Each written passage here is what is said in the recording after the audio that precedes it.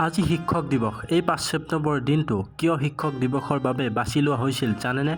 প্ৰতি বছৰে এই দিনটোত পালন কৰি অহা হৈছে শিক্ষক দিৱস। সমগ্ৰ দেশতে আজিৰ দিনটোত শিক্ষাগুৰুৰ প্ৰতি শ্ৰদ্ধা জ্ঞাপন কৰে শিক্ষাৰ্থীসকলে।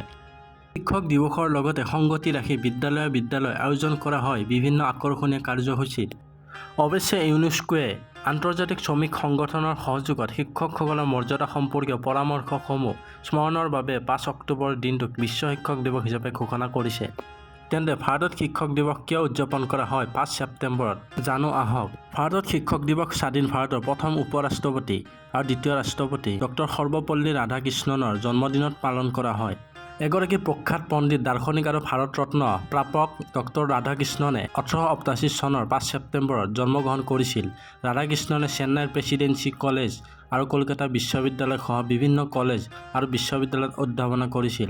তেওঁ অন্ধ্ৰপ্ৰদেশ বিশ্ববিদ্যালয়, দিল্লী বিশ্ববিদ্যালয় আৰু বেনাৰস হিন্দু বিশ্ববিদ্যালয়ৰ উপাচাৰ্য হিচাপেও দায়িত্ব পালন কৰিছিল।